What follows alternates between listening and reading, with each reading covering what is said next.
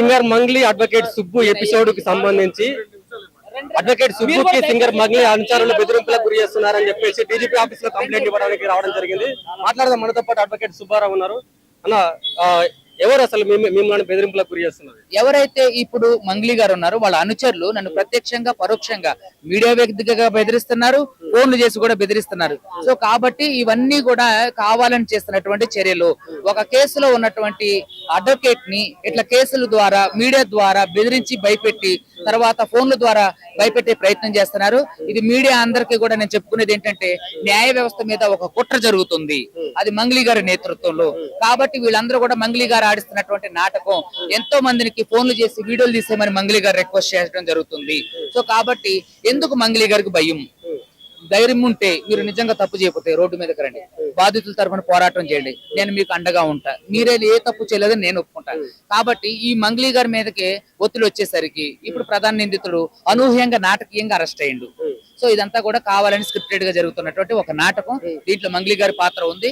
బాధితులు చెప్తున్నారు ఇది ఎక్కడ కూడా అబద్ధం కాదు, ఎందుకంటే 100 మంది బాధితులు గొంతు చించుకొని మరీ చెప్తున్నారు. అంటే ఒక బంజారా బిడ్డను కింది స్థాయి నుంచి వచ్చిన అతను అంటే ఇప్పటికైనా విడిచిపెట్టే ప్రయత్నం ఏం చేయట్లేదు అడ్వకేట్ సుబ్బారావు. ఆవిడే విడిచిపెట్టలేదు, అసలు ఇలా చేసిందే ఆవిడ, బజార్ మీదకి లాక్కొచ్చిందే ఆవిడే 80% బంజారాలని దౌర్జన్యంగా ఆవిడే, అంటే ఆవిడ నేతృత్వంలో. ఏం డీలు, ఎక్కడ డీలు? ఆవిడే నన్ను పిలిచారు మాట్లాడడానికి. డీల్ ఆవిడ ఎప్పుడు పాపం డీల్ అనేది కాదు, కానీ ఆవిడ పిలిచారు మాట్లాడడానికి. అది కుదరలేదు, ఆఫర్ చేశారు, నేను ఒప్పుకోలేదు. బాధితులకు న్యాయం చేయమన్నా ఒప్పుకోలేదు. దాంతో నేను కంప్లైంట్ పెట్టా, వాళ్ళు నా మీద దాడి చేయబోతే తర్వాత ఆవిడ కౌంటర్ కంప్లైంట్ చేయడం జరిగింది. తర్వాత నేను పంజగుట్ట పోలీస్ స్టేషన్ మళ్ళీ కంప్లైంట్ చేశా. బాధితులు కూడా పంజగుట్ట పోలీస్ స్టేషన్ లో కంప్లైంట్ చేయడం జరిగింది. లేదు, బాధితులకు న్యాయం జరిగేంత వరకు ఎట్టి పరిస్థితుల్లో ఈ కేసు విడిచిపెట్టను. Thank you. సిఐ రామకృష్ణకు సంబంధించి ఏం చెప్తారు? ఆయన చాలా ఏంటంటే హాస్యాస్పదంగా, సిగ్గుచేటుగా, తర్వాత అంటే పోలీస్ వ్యవస్థ మీద మాయని మచ్చని తీసుకొచ్చారు.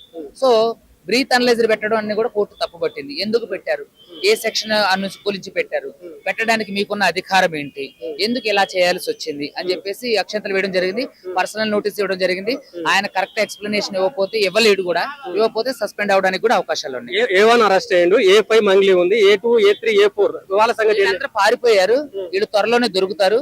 దొరికినప్పుడు ఖచ్చితంగా వాళ్ళని కూడా పోలీసులు సినిమా చూపిస్తారు. హిమాకాంత్ రెడ్డి పాత్ర ఏంటి అసలు ఇందులో? అతను నాకు తెలిసినంత వరకు బాధితుడు, అతని దగ్గర అన్ని ఆధారాలు ఉన్నాయి.